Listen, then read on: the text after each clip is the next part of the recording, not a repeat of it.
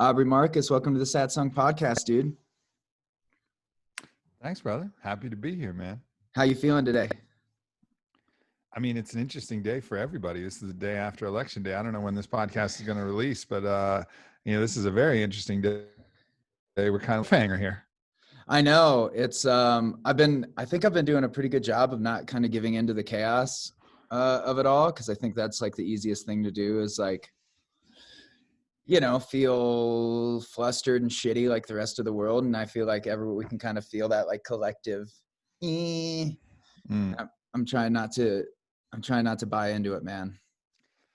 I'm with you, man. I mean, I've been very apolitical most of my life. I really believe that people lead and politicians follow. So my entire focus has been on, bringing myself to the best possible place and helping to share all the lessons from my struggles and triumphs and in this journey. And that's been my focus. But it seems like the political landscape is of a little bit more importance now than usual. So I'm definitely paying a lot more attention. I mean, usually I'm just like, yeah, all right, whatever, like politicians are going to politic and that's not really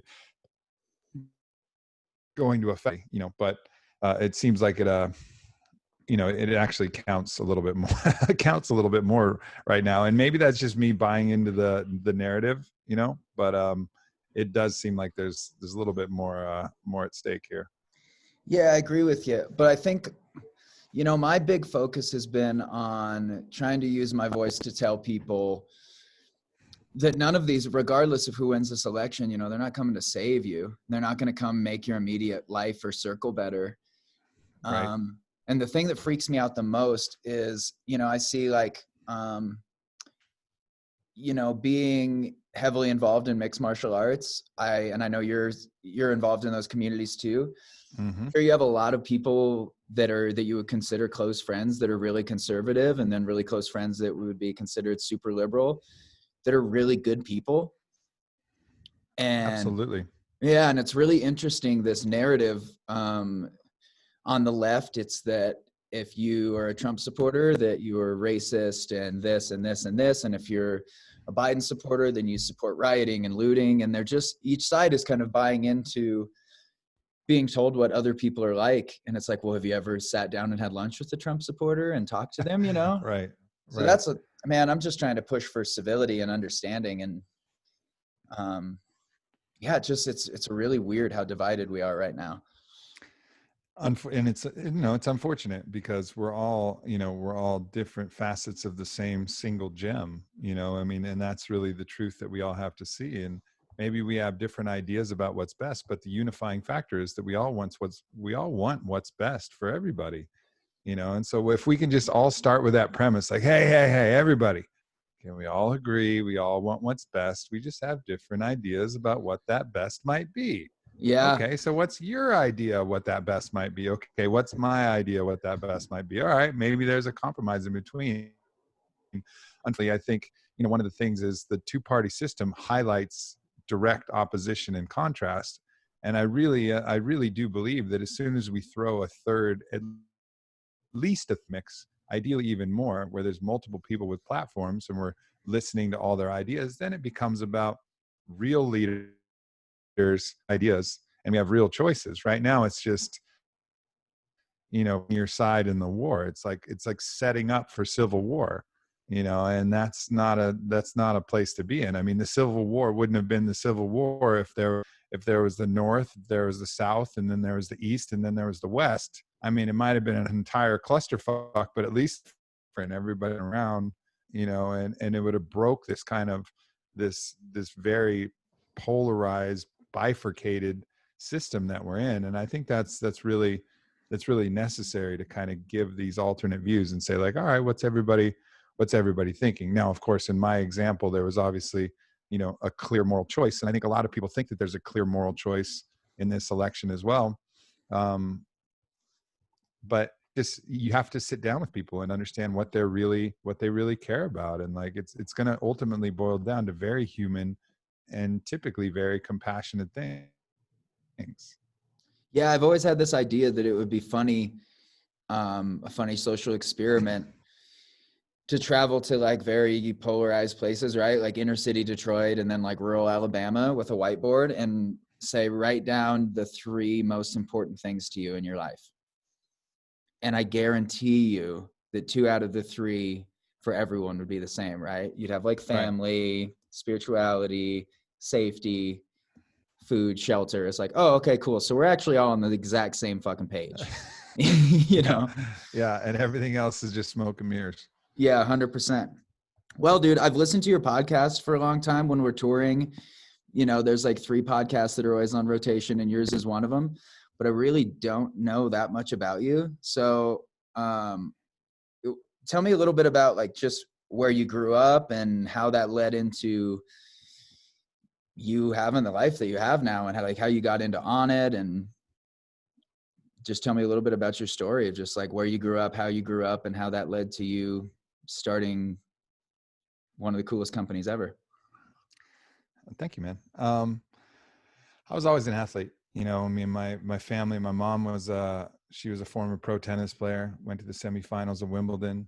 And so she was a baller. And my dad was kind of an athlete in a variety of different ways, not great at anything, but good enough at anything. Watch him, you know, competing, playing, you know, volleyball down at the beach, and playing basketball games in our backyard, and tennis matches. My mom would always beat him.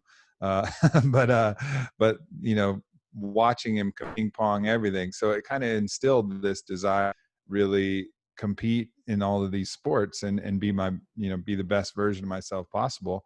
I ended up choosing basketball as my primary route. And so that was something I was really passionate about, but also I was really drawn to philosophy from an early age as well, you know, reading stories and philosophical kind of essays and understanding the world, and really everything. So there was that track, there was the athletic track that kind of guided me early, and then philosophy was also coming on board. And then really my whole spiritual life shifted when I went on a vision quest right after high school. And so, you know, 21 years ago, I went out in the mountains and drank a psilocybin mushroom tea. And I had no understanding of spirituality. My family didn't have a spiritual background. But I felt my whole body evaporate. And the only thing that remained could only be described as my soul or consciousness, or some other word that I had no, you know, physical gnosis of, no understanding of. And then that set me off on my, you know, experiential spiritual journey. And really it was a convergence of all those things, you know, wanting to be at my best, you know, physically, even mentally as well, you know, whether it was playing chess or writing or and then spiritually, all of the practices that I engaged in. And On It was really more focused on the physical and mental, of course. But the podcast and everything I've done subsequently is all about spiritual optimization. So really, while On It carries the moniker Total Human Optimization, it's really my own flag that I've been flying and will continue to fly for the rest of my life. Yeah, man. It's I think the thing that's cool about On It is I just went through this big transformation of like, you know, last February we found out that we weren't going to be touring, you know, doing Muay Thai and Jiu-Jitsu. I always was like, man, it'd be cool to put some weight on, because I've always been at like 150.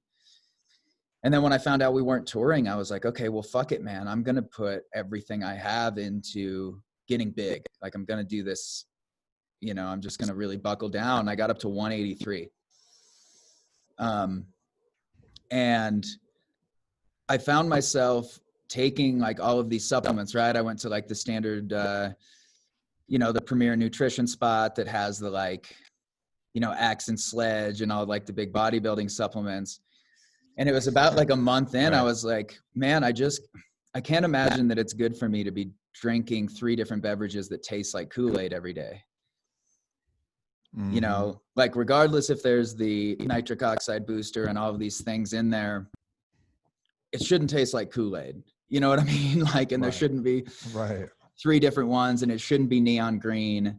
So tell me how, when you were starting On It, that you made the decision to, I don't know, the products all seem very clean. You know, the goal doesn't seem to be like, oh yeah, this is going to make you fucking huge, you know? Yeah, because what is making you huge do for you? You know, I was always about purpose. I'm not about, you know, aesthetics are great, but aesthetics are a byproduct of your forming in a really great way. I think the movie 300 was actually a massive shift in the zeitgeist for people, because before that it was all Arnold Schwarzenegger, like, or Sylvester Stallone, like they were the hero, and you had to be fucking swole, Yep. you know, and that was what everybody cared about. And then 300 comes out, and like bodies were lean and like efficient, and then you could see all, you know, the ladies being like, wow, look at these guys, and then you could see the guys being like, wow, look at these guys. And it was really all about performance. Now they all trained at a gym called Jim Jones, which is a precursor for CrossFit style training, um, and really just one of the old school, like, legendary gyms in the world. And so that was kind of the concept that I always gravitated towards, was just always performance. And of course, as a basketball player, I remember one time I took a pre-workout before I played a game, like one of those classic ones with like a rhino and a shiny foil label and like Mm-hmm. like a Scrabble letter score of 100, you know, up all the X's and Z's and whatever the fuck was in the name. And I remember I had so much energy. I was just charging to the basket like a bull. And when I wasn't getting a charge, I would get fouled and I would be at the free throw line and my foot would be tapping because there were so many stimulants in the thing that I took, that I couldn't stay still. And that was embarrassing. And I kept missing my free throws. And I was like, wow, like this does not work for actual competition. Like this might work if I'm just trying to bench press in the gym, you know, but it's not going to work when I'm actually trying to compete. So I knew, you know, I had that in my mind to make a line of people would actually help them perform, to be accretive to their overall health, rather than hitting a turn, but ultimately degrading that we're all working with. Yeah, I love that. Yeah, it's interesting trying to learn how to, because one thing that I noticed was I put on all of that mass, and then it was like my, you know, like I took the frame of a truck and put it on what used to be a small sports car engine, and my cardio went to shit. And so, yeah, I mean, I was stronger and performing better in certain areas, but as you can imagine, dude, if you're trying to spar with somebody and your cardio is shit, and, you know, your gas tank is great for this long, but not this long, you know, it kind of inhibits you. So yeah, I've been on the hunt, and what was really interesting was like asking these at these supplement stores of just like, can you just order these ingredients? Like, is there anywhere that you can just get the thing without the Kool-Aid flavoring? And they're like, nah, not that I know of. So it's really cool to see that, you know, on it exists, because I think there's a huge demand for it for people that give a shit of what they're putting in their body. Because my rule is always like at the grocery store is if I look at the back of the label and I don't know what something is, then I'm not going to Right. eat it, you know? Yeah, input equals output. You know, I mean, that's just the fundamental law of physicality. We are literally made up of the things we consume. Like people imagine that we grow, I think, sometime magical process where we just, you know, add on new bones and the cells regenerate. Like, how does that happen? It happens from the things we put in our body, everything we put in our body, and even the things we put on our body, you know, get in our bloodstream and become it's really important attention to every ingredient that, you know, we consume. Yeah. Well, I want to talk to you a little bit about plant medicine, just because I know that's a huge part of your story. Um, and it seems to be something that Mm-hmm. you, obviously you had that first initial experience, but how did you get into the ayahuasca thing? I've still yet to do it. My wife has done it. I have lots of friends that make it a point to do it once or twice a year. And I know it's a huge part of your life. So how did you get into those circles, and what has it done for you? Well, ayahuasca is just, it's one of the great plant medicines. You know, it's in the pantheon of the great allies that we have available. But as I said, you know, my first experience was a good 12 years before first ayahuasca experience, and that was with psilocybin. And, you know, subsequently through that period, I was continuing to experiment with different medicines under the shamanic kind of ceremonial care. And when I started to learn about ayahuasca, I was like, oh, wow. I mean, this sounds like a radically unique and incredibly powerful tool.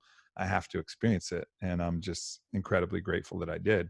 They call ayahuasca the vine of death or the vine of the soul, because one of the things that ayahuasca will reliably do is it will help you confront and go face to face with whatever your greatest fear is. And for me, and for most of us, there's a fear of death that is lurking in our psyche. And our idea of death is obviously something that can be surrendered when we understand from a different perspective and a different purview. And that's really what ayahuasca did. Not only did it help me confront my fear of death and some incredibly challenging visions where ultimately I was forced to surrender to my own mortality in any variety of different ways, and then also awaken me to the reality of the unborn and undying aspect of self. It really helped lift, one of the greatest fears um, that I think things carry, which is that fear of death. Now, I don't want to die. I would much prefer to live. I have lots of things to do, and I rather enjoy life for the most part. So, I'm not eager for it, but nonetheless, like taking the sting and rounding the corners on the jagged edges of your fear of death is incredibly, incredibly valuable. So what do you think makes somebody like a good candidate? Like my buddy Greg, he runs a retreat center in Guatemala, and he always jokingly says, well, it's for everyone, but it's not for everyone. Like, what do you think is a good like marker for when it's time for someone? Because I've had so many opportunities to do it. And at one point I had one planned, and then 3 days before it happened, I called it off and was just like, something didn't feel right. So like, what do you think is a good precursor for like knowing like, okay, cool, I'm ready for this? Or is it just like a fight where you're just like, fuck the fear, I'm going in? Sometimes, a lot of have a knowing and you'll have a calling. Is that if you're not really called to it and you're not really choosing it, let's say he's going, or you're going because it's just the time is there, when it gets really gnarly, and it typically will, then you're going to start the process of second guessing why you're there. And you're going to be like, and maybe I should have been done wrong time. And that whole process is really self-defeating and will, prevent you from really accessing the best parts of the medicine. You can still fight your way through, but ultimately you want to really choose it and know that you're there, and whatever comes, that you're ready. And when you can say like, I'm choosing this, and no matter what happens, I back this choice and I'm ready for whatever comes, at that point you're really prepared. And ayahuasca will give you typically exactly what you need. Now, the caveat being that you have to be with a practitioner, and a practitioner who has impeccable ethics and impeccable motivations. Just because someone's a shaman doesn't mean they're a good person. Ayahuasca is born in the jungle, and there is the law of the jungle: the strong eat the weak. And so if an ayahuasca shaman is trying to take advantage of a Westerner who's going to drink ayahuasca with them, they don't think of themselves as an evil person. They just think of themselves as the jaguar, and you're the tapir. You're the food. And that's we have to understand that cultural system is in place. It's not like I am the evil sorcerer of, I'm going to, it's not like a Batman villain. It's just they're ascribing to a different idea. And I think, the great shamans ascribe to the other idea, which is I am and I'm here to heal everyone. And I'm here, no matter what, to be a vehicle and a vessel for somebody's healing. So it's really important you get with a shaman and a facility that's, of impeccable standards. But and other than that, if you really choose it and you're really ready to surrender and let go and face whatever comes, and do so with, kind of a light heart and a lot of courage, then it's for you. How can people discern? Because I know there's a lot of traditions that kind of weave in the darkness, where that's like part of the vibe. How can people that are interested in it, what can they use to discern who is a good shaman and who's a bad one? Well, what you're saying about darkness is, it's important to kind of understand what you're saying. So their dark energy does not mean that it's predatory, Mm-hmm. right? Like I think separating like darkness from predatorial, behavior, because you want to go into the darkness. There's a reason why ayahuasca ceremonies are in the pitch dark for the most part, because it is going to be scary and it's supposed to be scary. But they blow out the candle for a reason. If we all did ayahuasca in the daylight, it would be much more mild and much chiller. And a lot of the churches, the ayahuasca churches, like the Church of Santa Daime, the UDV, they do time, and you're in a position, you're standing up and you're sitting down, and that's a different type of ceremony, and in that ceremony, it actually mitigates a lot of the, particularly challenging factors that you might encounter. Now, doesn't deny you the possibility for ascendant experiences by any means, but a lot of these ceremonies are taking place in the dark, and where just the sounds of the jungle, and there's even some kind of macabre vibe to it, but it doesn't mean that it's predatory. You can, in a ceremony that's all crystals and rainbows and talking about auras and playing, but it could still be absolutely predatory. So that could be very light in appearance but really insidious in nature. So determining whether something is actually predatory or not is the key thing. And I did a podcast recently with a shaman named Maestro Hamilton Souther, and we talked about that a bit. And I asked him that same question, and it's really just a felt sense. It's like, if you're around a dog that is a little sketchy, even if they're kind of like being chill, but like that motherfucker might bite, and you just have that feeling. You like look in its eyes. There's just something about it that you can feel it. I think we have to really trust, have an intuition that's available, and if you encounter that situation, then no matter how deep you're in, no matter what deposit you paid, back out. And you might have some resistance come up, and you might actually in your head, but being able to tap into your intuition and know if you're getting that predatory vibe, it's important to back out of that situation. Now, if it's too late, you've already drunk, and then you get the vibe and you're already there. At that point, just connect to the deepest, purest love and light that you can find, and hold that space of love and hold that space of light, and that brings you to an energy level that all of the predatory aspects just won't be able to touch. And as much as you can go back to love, that of any dark forest. Yeah, dude, that's sound advice. I'm such a skeptic by nature. Like my wife gives me shit about it all the time, but I just have a really hard time, like, just like the new age spiritual community is so full of, white guys that change their name to some like ethereal sounding thing, and then now they have now they're shamans.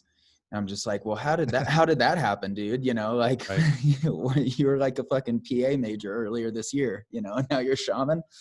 And it's something that I think that was kind of what was happening for me of the ceremony that I had lined up, where I was just like, I don't know, dude. I'm kind of just like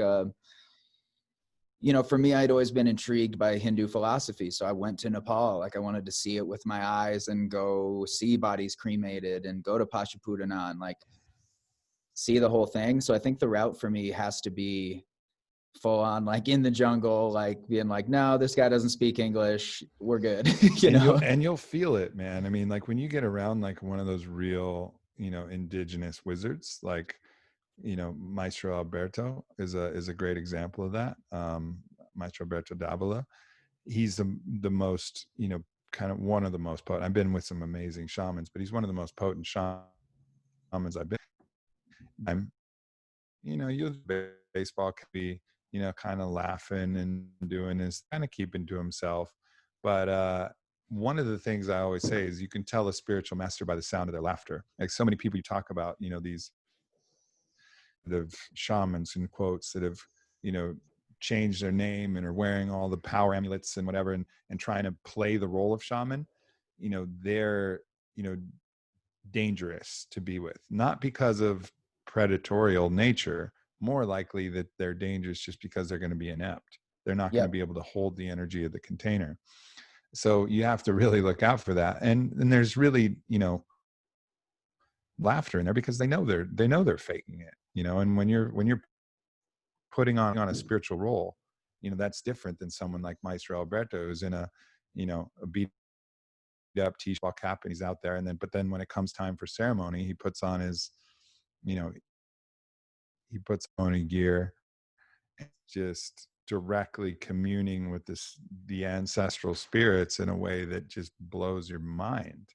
And there's special about someone with that lineage that's been passed, grandfather to grandson for 50 generations, and just has that wisdom embedded. I mean, I think he was drinking ayahuasca at age 7, so it's like this is in his blood. And that's it is really special to go pay ayahuasca house call like that. Yeah. Have you ever seen anything go super awry at a ceremony? Of course. Not with ayahuasca, but because I haven't played around with anything but the top tier indigenous shamans, and I've always done it in Peru. So I'm actually going to go down to Costa Rica and experience it with Peruvian shamans if the world is open in January, which I have some doubts that it will be. But that'll be my first experience outside of Peru, but it's still a Peruvian shaman, and it's still kind of jungle out there in Costa Rica. Very But much. I've seen a lot of ceremonies go awry. I've seen an iboga ceremony go awry. I've seen psilocybin ceremonies go awry. I've heard plenty of stories of ayahuasca ceremonies going awry, and typically people who don't have the spiritual strength to hold the space. They can't they take some themselves and they give everybody else, and the energy, it's a very like collective energetic medicine, and you don't know what's going to happen. I mean, 2 grams on one night is going to be dramatically different than 2 grams of mushrooms on another night. Like you don't know. So you have to be prepared for everything. When you go, you got to know that, like, it would be like being with, being out with if you're out in like a dangerous territory, you want to be with a Navy SEAL that's like, yeah, I'm good if there's an insurgency of 10 people, or if there's, a feral hog that wants to kind of root around. I'm not just going to protect you against the hog. I'm going to protect you against a real strong force that might try to. I'm ready for whatever. And that's ready for whatever, because you don't know. It could be like bunnies, or it could a tusk, or it could be, people with guns, all proverbially. I'm talking metaphorically about Yeah. like what you might encounter from an energetics and gravity standpoint, but you want someone prepared for the worst case scenario. Yeah, man, it's a really serious thing. I grew up going to a lot of jam band concerts. So I've seen people, improperly use psychedelics for a good portion of my life. And being someone that's experienced, what happens when you lose those tethers, and really, your only option is to take the ride.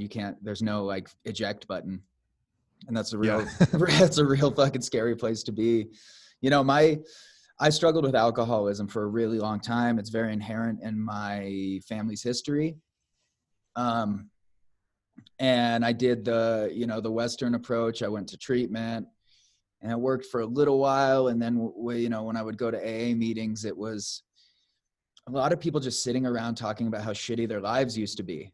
And I was like, man, this just isn't the type of life I want to lead. Like, I want to be focused on what's next, not what's already happened, and it's this hilarious story because I used to be a big rock climber, and I'd loaned a friend of mine like a big, huge black diamond cam, and he ended up, just keeping it. And then he goes, well, yeah, man, I'll pay you for it when I can. And then I was listening to this Terrence McKenna lecture, and he's like, well, if you really want to get to the root of the problem, you should eat 5 grams of mushrooms by yourself. He's talking about the hero dose.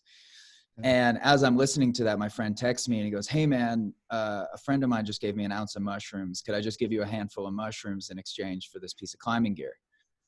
This was while I was listening to that lecture, being like, fuck, maybe that's what I should do. And then he sends me this text, And I did it, and I always joked that it was the worst and the best night of my life. I had never tripped by myself. And when I ate them, I kind of was really focused on my childhood and all of the trauma that I had been through, like really intentionally being like, okay, cool, I'm going to work through all this stuff. And it's, you know, and that's just not how it went. You know, it was this like, it was like the scariest, darkest night of my life. And just all of these images of my dad and all this just super, super heavy, scary shit, where I was just like crying, and then had the standard where I was like, okay, this is just how I'm going to be forever. This is never going to wear off. I did too much. See, that's the one thing, like everything else is that thing. Because the reason to have a guide is you have, or somebody that, even a sitter, it doesn't need to be a shaman. You don't need a mushroom shaman necessarily, but let's say, you know, I was there, Kyle Kingsbury was there, or somebody else who could face like that. We'd have been like, hey man, you didn't do too much, and it's going to be over in 3 hours. Yeah. Like look, and I've done this before many times when I've been in the space and somebody's having one of those situations. I'll just look at them. I'll like just really deeply connect with them, look them right in the eyes and say, 3 hours from now, or however many hours it is, if it's a DMT ceremony, it's closer, it's 30 minutes. I'll be like, we're going to be in the kitchen. We're going to be eating snacks. Yeah. Like that is how this story ends. It's in the kitchen eating snacks. So know that and experience everything you got to experience between, but just know that that's your destination. Whenever I say that, they're like, oh, okay, cool. Yeah. And then it just, then they can get right back into the work, which, but it's just nice to not have the doubt that like, oh fuck, did I just enter a bardo of, you know, darkness and destruction? Did I just go, you know, Dante's Inferno accidentally? Yeah. And that was certainly what I thought I had done, because it was so intense, and it seemed, you know, time is gone in there, you know. And I would, at one point I had convinced myself like, dude, it's been a couple days. You've been down here for 2 days. I was just like, okay. And then going through the thought process of like, how am I going to explain this to everybody? Like, hey, I was just trying to work through my shit, and now I'm this, you know, now I'm this like puddle of, you know, melted consciousness. But at the tail end of that, you know, I came to, and it was early in the morning, and I went outside, and I just had the aha. I was like, I'm never drinking alcohol again. No problem. Like it's not even it's so weird, because I think we focus so much on treating addiction. And you see that with Ibogaine, you know, like when I first heard of Ibogaine, they were using it, right, to treat opiate addicts. And I think the Western approach to addiction is to try to change, you know, people's thought patterns on how they look at addiction. And it's like, nothing really worked for me but that. And it wasn't that I was like spending that entire experience thinking about my alcoholism. I was thinking about all of the shit that likely attributed to me continuing to go back to it. Correct. But at the end of that trip, like I always say, man, it just literally cured me. I'm a fucking touring musician, you know, alcohol was around me nonstop. And I never have once even had this inkling of like, oh, maybe I could have a drink, or, you know, it's gone. It's just gone. So I'm very intrigued by the power of psychedelics to heal things like that, you know, because I think that's, you know, my wife is trying to get in with MAPS because she's a psychotherapist. And she herself has personally worked with a lot of the different medicines. And she really, really wants to get into that realm of, you know, of healing things like trauma and addiction rather than treating them. Yep. That's the big paradigm shift. I mean, we have a indefinite treatment paradigm, and whether that's an indefinite treatment with a pill, or that's an indefinite treatment with talking or meetings or whatever. But that's not the paradigm that the psychedelic medicines offer. And that's not what the clinical research is showing. They're showing cures, and cures are not great business. And I'm not a conspiracy guy. I'm a human interest guy. And humans are very good at deluding themselves into believing and propagating things that benefit, you know, your own self-interest. And it's just the self-serving bias is actually the technical term for it. And I think that's part of the reason. And it's just also a new paradigm that people, you know, have to adopt and assimilate, this understanding that like, we don't have to manage chronic conditions. We can cure them. And it's something that psychedelic medicine is showing. It's something that, someone like Joe Dispenza is proving through his work with the active harnessing of the placebo effect through his meditation and visualization and emotional anchors. There's so many exciting things that really change the paradigm of how we get to a state of wellness and thriving.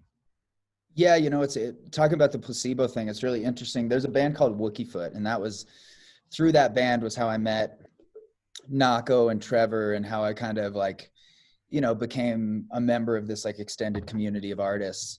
Now these guys are out there, their whole thing is make believe and the power of suggestion. So back in the day, they would throw they bought this giant mansion and turned it into a psychedelic funhouse. Like they replaced a staircase with a slide. Every party that they did had a theme. Like some of these stories are outrageous, but the most intriguing of the stories to me is they would have, the Kool-Aid out or whatever, and they would tell everybody that they had been dosed. Everyone would be drinking from this, and they would tell everyone that they had taken LSD. And Uncle Joe would spend hours talking people down from these super intense psychedelic experiences that they were having where they were losing their mind. And he was like, I would always wait as long as I could to tell them that they weren't on LSD, because I wanted to see how far out somebody could get on their own belief that they were on drugs. And just like what an outrageous experiment that is. And when we see like double-blind placebo tests, there's always that percentage of people that got better taking a placebo. They got better taking a pill of nothing. Almost everybody does get better to some degree from taking a pill of nothing, and it just depends on how much they believe in that future reality. That future reality then signals to their present reality, what's actually happening. Like we're a machine that can turn off and on our gene expressions through epigenetics. We can produce proteins. We can produce everything we have receptors for in the brain that psychedelics activate. We have those receptors not because we were aware that, it's a kind of a beautiful, poetic story that we developed these receptors because we were in communion with the mushrooms and the DMT already. No, it's not. That's not the case. We're able to produce those molecules ourselves. We're able to actually activate those receptors endogenously. And that's why people have these, moments of these deep experiences, like from meditating on a mountain, or, I was in the darkness and pitch darkness for 6 days, and I want to hear about that. Tell me about that. Yeah, I had 72 hours of a DMT experience, just like ayahuasca, because my brain was able to produce the same molecule that I take in a cup of tea, or I smoke in a pipe of mimosa hostilis. Like I was able to create it and have that. And I will tell you about the darkness. It's a hell of a story. But ultimately the point is that we have the ability to on and turn off our genetic expressions, and we have the ability to produce all of the compounds that we need. Opioids, we have the ability to produce those. If we want a mystical experience, we can produce those. Now, it's not as reliable as taking a pill or drinking a cup of ayahuasca. That's for sure going to get you there. But it's possible. And when we start to harness our own mind and actually start to learn our operating system, we really have personal power at that point. And I think people dramatically underestimate how much power we actually have. Yeah, I agree wholeheartedly. I see it. I see it with fighters all the time when they're recommended that they need this surgery or that surgery, and they just go, no, no, I don't. Yeah. Yeah. So tell me a bit about this darkness retreat. My friend Greg, literally I said, hey, I'm having Aubrey on. Do you have any questions that you'd like me to ask? And his question was, tell me about the 6 days in the darkness. What the fuck was that? So yeah, tell me about that. Yes. If you were looking at the prospect, 6 days, you're going to be in absolute pitch darkness, not a pinprick of light. There's no difference between open eyes and closed eyes for 6 days straight. You're in absolute silence and isolation. People are going to drop food outside of your door. Now, a lot of people find this prospect terrifying, and some people find this prospect like, wow, that sounds like heaven. and which, and not very few people are in between. What are your thoughts? What are your thoughts on it when you look at I'm a pretty heady guy, man. That sounds scary as shit to me. that? Yeah. Yeah. And that seems to be a response. I think for me, it was, it was definitely like intimidating, but exciting, and, I was in a really challenging place. I was, at the very tail end of my polyamory journey. And, I just, as much as I put my heart into it, and as much as I tried to get to a good place with it, of not being, pretty much wrecked when my sweetheart would, sleep with, her other boyfriends and fall in love with her other boyfriends and all these other things. I was never able to get there, and I understood it philosophically, but I carried a lot of trauma and a lot of pain and a lot of challenge from that. So my normal waking state was in enough suffering, and I was kind of stuck in this spot that actually made it like, yeah, fuck it. It's not going to be worse than, than what I'm experiencing now currently. So coca, let's go. And so that was really, I didn't approach it with any real apprehension just because of that fact. I didn't feel like I had as much to lose at that point. It was a challenging period of my life for sure. So I went in, without a lot of that fear.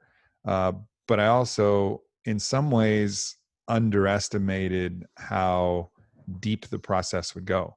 So the first 2 days, it's just reorienting to a whole new world. I mean, it's very odd. Well, I've never done a Vipassana thing. I've never been in silence, for any extended period of time. I don't remember, at least at some point I'm writing something down. So there's like some kind of communication, or I'm in somewhat isolation to myself in the daytime, but there's always some form of listening or writing or someone communicating. So that was an interesting thing. And then of course, no company. I was more used to that. I've spent like 20-day stretches of isolation where I haven't been around people. So that wasn't that unusual. But then the idea that there was no difference between eyes open and eyes closed, and it was just indefinite, like that was a trip. And so the first few days is just reorienting to that world. And my mind was just fucking racing. I mean, I decided I was going to move houses. I was going to start all these different, like everything externally was going to change. And I had all of these meticulous plans about how all of these external things were going to change. And then day 3, I started to have the visions. And the vision started coming, flashing lights in my head, and everything that I would see at the onset or the twilight of an ayahuasca journey started to have incredibly powerful visions. And that moved me through a deeply emotional process, that ultimately understand my attachment to life, which led me to, a fear of enjoying myself, and a fear of enjoying my life, and a fear of loving too much because I was afraid of losing it. And that was like a big, big pearl that I got, that I was intentionally keeping things kind of a little depressed just because I was afraid of the contrast of having to let it happen if I really allowed myself to love fully and really allowed myself to live and enjoy fully. So coming to these deep realizations, and ultimately realizing that all of that work I did in the first 2 days about deciding everything that I was going to change in my external life, all of that was meaningless. The only thing that matters was change my internal life, and understanding that my life was actually perfect. I just had to change me, because no matter what I changed externally, I was going to bring my old self with me, and I needed a new self to be reborn, from the ashes of that darkness. And really that's absolutely what happened.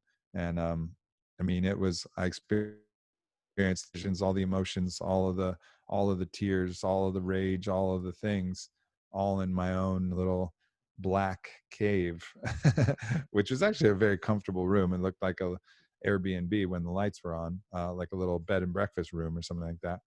um but yeah, man, it was a wild experience. Man, I think the thing that I find most inspiring and intriguing about you is I'm really attracted to searchers, right? I feel like it's the easiest thing in the world to just go, here's my job, here's my partner, you know, here is this little box that is my life, and here is this narrow road that I take. Some questions are better left unasked, and I will just continue to go through the motions, you know. And you just, I think what we see in the typical American life is we're just doing these things that carry us to the next day.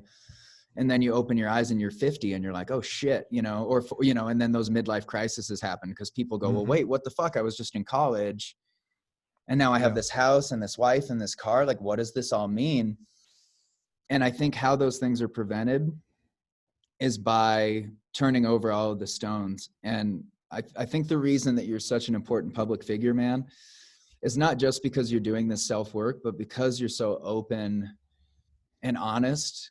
Because it's really easy to just say like, oh yeah, I go do ayahuasca sometimes and that's how I keep my shit together. And then, you know, I did this darkness retreat. But the way that you openly share what you're getting from it, I think it's super, super important, because there is this fear of, well, if I ask that question, then this one might arise and then this one might arise. So it might just be better to, you know, to stay in my lane. So I think it's really cool that you've seemingly dedicated your life to trying to find out what the fuck it is, you know. Yeah. You know, and we'll continue to, you know, I mean, that's it's something that I'm really passionate about. And there's always another layer. There's always a deeper layer. There's always another thing to uncover and to learn. And also to just you're a martial artist. You understand that, yeah, you can bring the skills that you learned 10 years ago. And if you stopped training, you know, now 10 years from now, you'd still have some skills, but you're not going to be nearly as sharp or as honed as if you continued the process. And that's another aspect of it. This is training to be a spiritual warrior. This is training to be someone who can handle the chaos internally and externally. And so, you know, people ask, when are you done? Never. It's like, when are you done working out? I don't know. Never. Like, I'm always going to work out. Like, yeah. when are you done eating clean food? Never. You know, like, this is a way of life. You know, I'm going to do this as long as I'm able. Yeah. It's a hard thing to share with the average person, you know, because people all the time, well, don't you ever get bored eating like this and like this? And it, for me, I'm just like, it's not, I don't look at it that way. I need exercise, healthy food, you know, my meditation. Like, I need these things for it all to make sense. So for me, it's not a matter of like, you know, looking better naked is a really cool byproduct of it, but it has, you know, that's not my motivation for it. My motivation for it is to keep my engine clean. So when I hit those bumps in the road, I go, oh, okay, well, this really isn't that big of a thing. This is just a part of life, you know? And when I was in Nepal, the first week I was there, I just did this huge circle around the Himalaya, and we went over all of the tallest passes over there. But each day you kind of have an end goal. So you wake up and, okay, today we'll go to Namche. Well, today we'll get to this village and we'll get to this village. And about, you know, the fourth or fifth day up there, I kept being like, well, every village is the same. It's a tea house and a monastery. Like, you know what? Nothing is really that different. And then it hit me like, oh, the walk. It's the walk. That is the trip that I'm here for. It's not getting to the next monastery, because it's undoubtedly going to look almost identical to the monastery in this place. It's the walk and what's happening during that walk, what you're working through, what you're thinking about, you know. And I found myself, I quit looking at my feet. You know, I started walking with my head up and really just like soaking everything in. And that's something that I try to carry with me. And then, and same thing with martial arts. You know, when I started jujitsu, I always had this thing that the purple belt was, everyone says the same thing, right? If you get your purple belt, you're probably going to be a black belt. And so that was always my goal. Like, I got to get my purple belt. I got to get my purple belt. Well, I got it a couple months ago and I was like crushed at the like, I thought this was going to feel amazing, you know? And it's like, really all it did was mark to me like, oh yeah, dude, but you're still 5-10 years away from a black belt. And then everyone says, you know, well, once you get a black belt, you start over. So I finally, after this like soul crushing thing of thinking it was going to be this grand celebration, it was like, oh, this is just another village. This is just another fucking monastery. You know, it's not, Um, yeah, so That's the premise of the book on the day, right? It's like all you got is your day. You got what's in front of you. All of these destinations illusory. There's one destination, it's your death. Everything else is a journey, and it's just these little pins that we put in the road that we think are significant. But sure, aim for that. It's good that you had a plan that you're going to go to Namche. Like, good.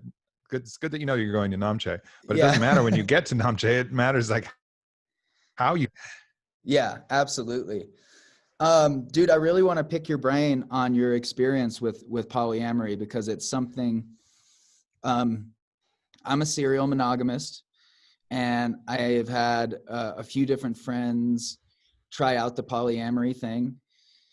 And it always seemed like a precursor for the end of their relationship. And in all three cases of people close to me, it was.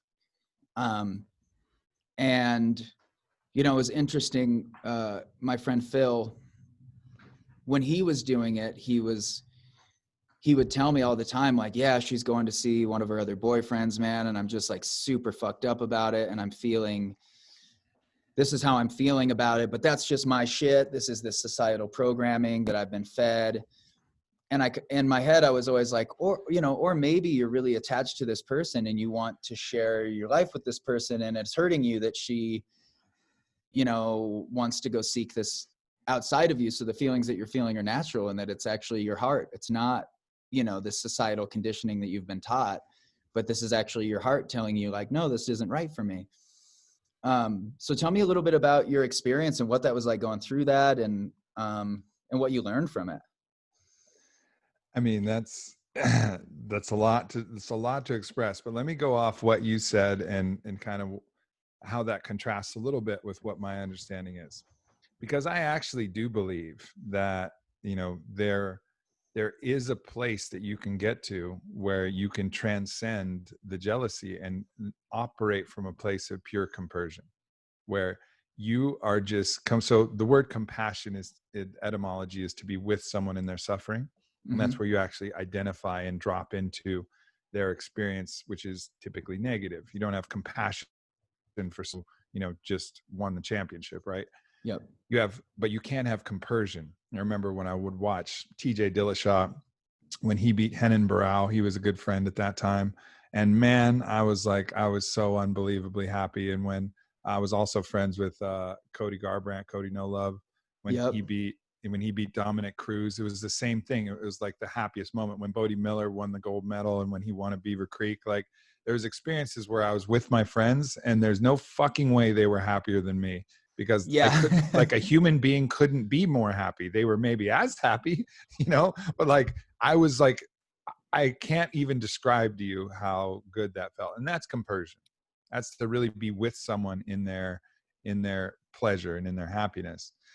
And so I ultimately believe that it is possible to get to that place with your partner. Philosophically, I'm talking. And I also believe that the nature of divine love. So if you imagine divine love being like the sun, the sun doesn't say, you tree over there with the pretty leaves, you are worthy of my sunlight. You shrub over there, you are not worthy because you have thorns. And like, the sun just loves. And there's an infinite amount of love. A mother who has, her third child doesn't love her former two children, moderately less because her child, time is a finite resource, but love is not a finite resource. So philosophically, I do believe that polyamory is a sound philosophy.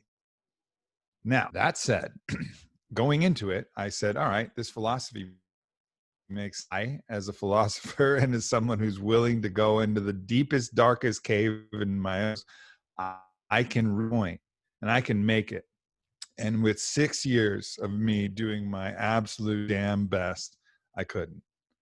And so the place that I ultimately arrived is that I'm not saying that there aren't people better than me. I know there are. There are people who are better than who can actually do this. But I also have a deep respect for how fucking difficult it is. And some of it's societal, some of it's biological programming, of other things. Some of it might just involve just a radical evolution and trend of our ego and what we know about of self, and a kind of identification with unicity, where you're not only happy for your partner, but you're happy for your partner's partners, and you just see the world in this really integral way. But I couldn't do it. No, not really. And I had moderate success at different points. It wasn't all torture. And I also had some beautiful moments with my other paramours. It wasn't all bad. I mean, there were some absolutely amazing parts, and I learned a ton. But fundamentally, it's one of the most difficult roads that I could ever possibly imagine trying to walk. And it bested me. It would be like grappling with somebody for 6 years, and maybe you have a few reversals, maybe you're actually able to make a few moves, advance your position every now and then, but they're tapping you out constantly, and you're always hoping that you'll be better than them. And then finally, after 6 years, you'll be like, I'm just never going to beat you. Yeah. I'm Yeah. never going to fucking beat you. And you just have to accept that. So you could continue to go to this place where you're constantly getting your ass kicked, or choose a different way. And now I'm in a marriage, in a monogamous container with an incredible woman. And I don't think I would be so enthusiastic about choosing it if I didn't, take my path of polyamory, because I'd always be wondering, because of my philosophical understanding of love. But now that it's a known quantity. Like, I know that at my very best, I don't even think about it anymore. I'm like everything. And I wasn't happy. That didn't work. And now I am super happy. And this is for me. So I'm really glad that I did it. And I have, so much, respect and kind of admiration for people who are sticking in this path, because I know how hard it is. But for me, it was just, it was far too difficult for me to actually sustain for any longer than I did.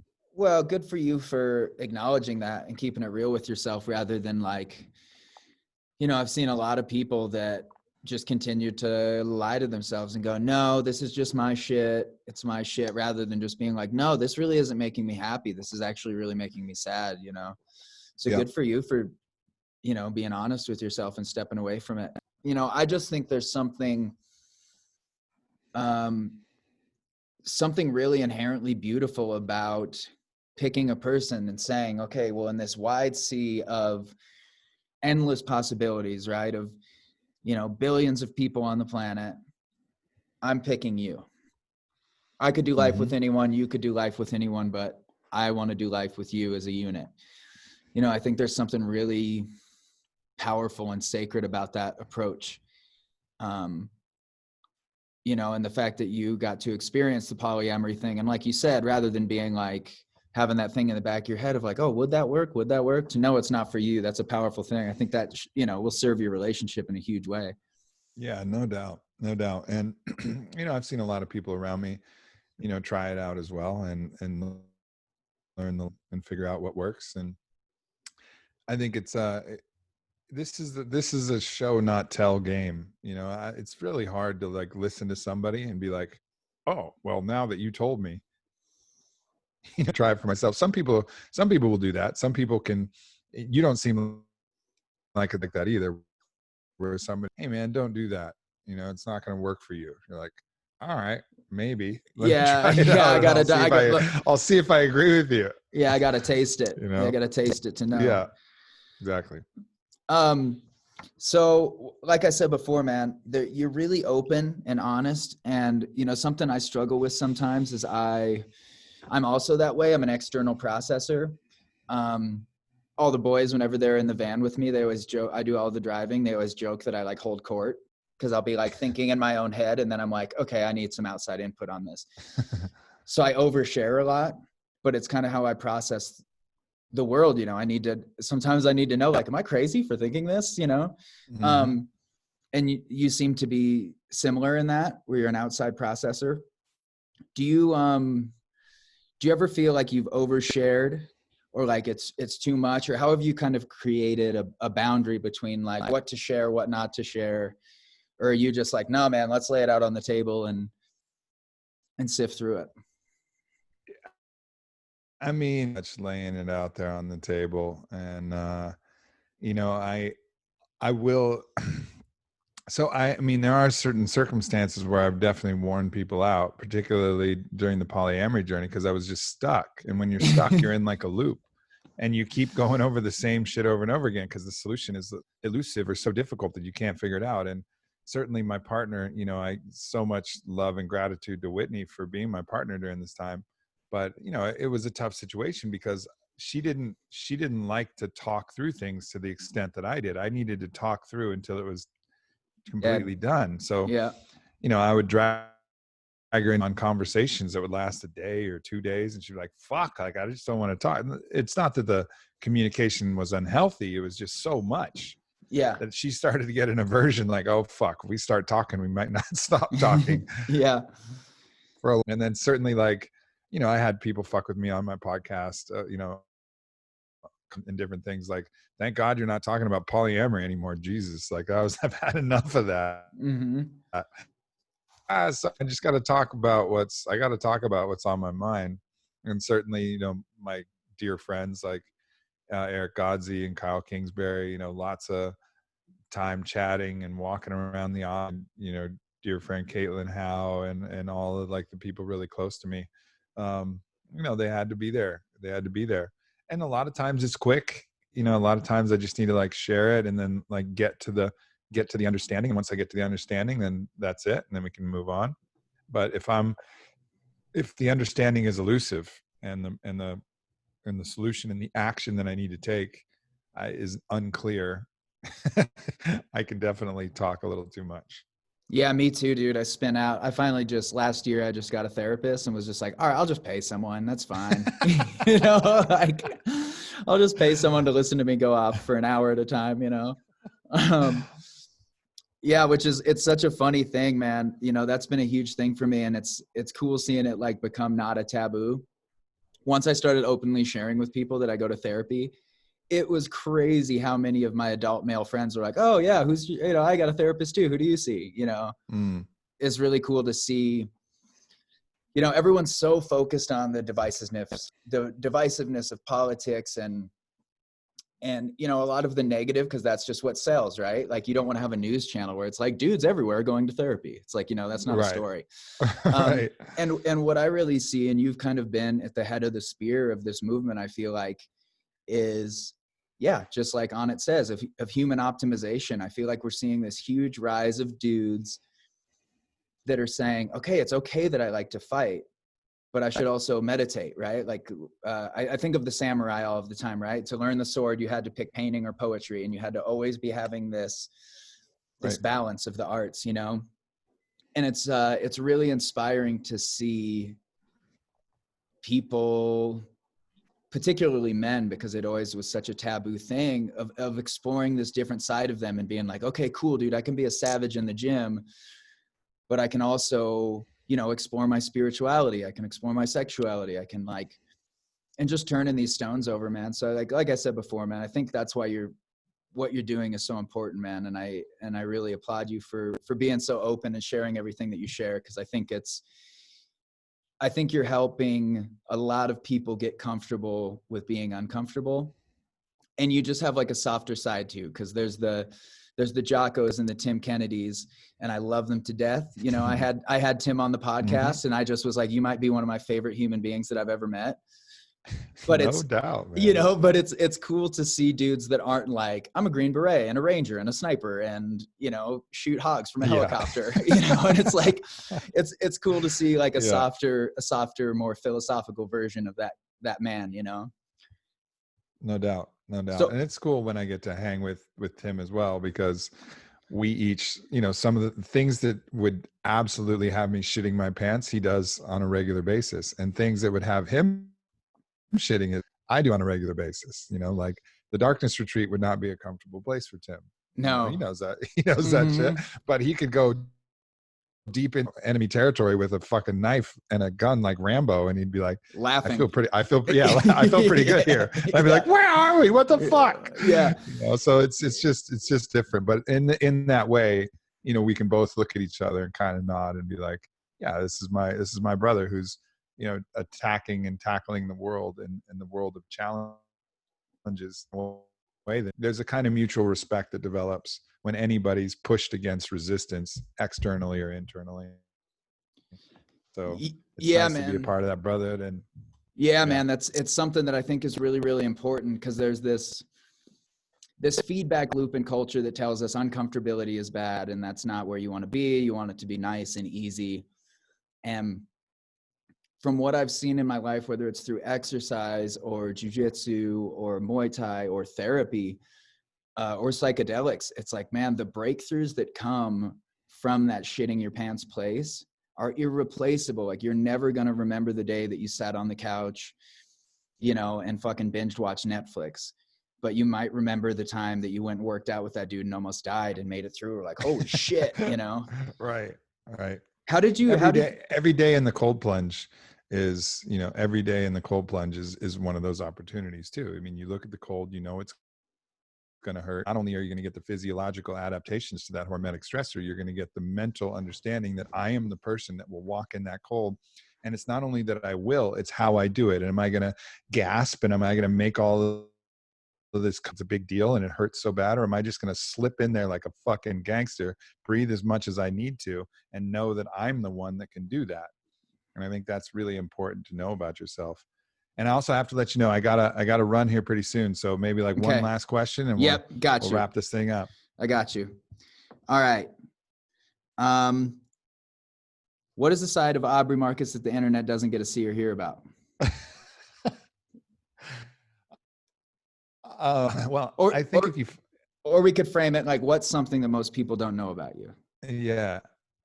I think if you follow my wife, Vailana Marcus, she always tends to capture those moments, and it's me in my in my silliest, like boyish, way, that I'm just like playing around. Like I have like figurines that I'll with, and I'll have like foam nunchucks, and I'll be like whipping around and like laughing and doing stuff. And those are the moments endearing to her. It's not, of course, I'm giving a talk, or I have a great podcast, or she's brilliance reciting a poem, or, leading a group of people through a transformational experience. But I think what she really likes better is when my hair's all like mussed up from sleeping on it in a funny way, and I'm in my long sleeve pajamas, which I always sleep in because I get cold at night, and I'm just like being a goof. And it's the really kind of like human aspects of that, where I'm not wearing the king, wearing the warrior hat. I'm not wearing the magician hat. I'm not wearing the lover hat. I'm just fucking being a wild, being a wild humanoid, and just doing my wild humanoid thing.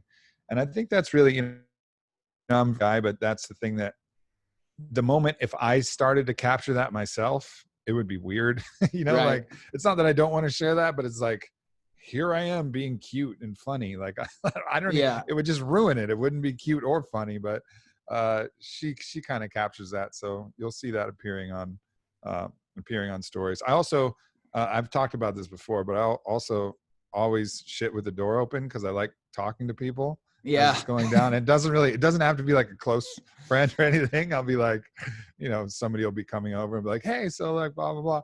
And people think like, oh, it's such a power move. I'm like, no, it's not a power move. I just would rather just like have a conversation. I want a little company. Yeah, I want a little company. If I want to go to isolation, I'll go to the dark room. I don't want to go to the bathroom, Yeah. So I don't know. There's some funny things like that, I suppose. I love it, man. Well, I'm planning on making a trip down to Austin to hopefully train with Tim a little bit. I'd love to connect when I come down, man. It'd be cool to hang with you in person. Amazing, man. I'd love that. We can surf, we can work out, we can do whatever, man. Let's make it happen. And look, I'm a big fan of your music, and it's really cool to get to see that you embody a lot of these things as well, because I mean, you are the music you're producing and writing and performing, it's as deeply spiritual roots, and it would be easy to assume that you're in that camp of that kind of plastic spirituality. Obviously the message is a lot deeper than that, but you could assume that that would be your portrayal, right? But you're not, and you're very much in that warrior poet, that Miyamoto Musashi, the, you know, great at calligraphy, great at swordsmanship, you know, Socrates, who was a warrior and a great philosopher. Like, this is the archetype that I think it's so important for the world to be out there. So not only am I grateful for your music, but also grateful that you have this podcast and you can show another living example of a spiritual warrior poet. So all the gratitude and reflection right back to you, brother. I appreciate that very much, man. Well, yeah, I look forward to hanging with you in person, bro. And yeah, God bless you and everything you're doing. And I look forward to seeing you, bro. Likewise, man. We'll All make right, it happen. all right. Have a great day. You too, man. Peace. Thanks. Peace.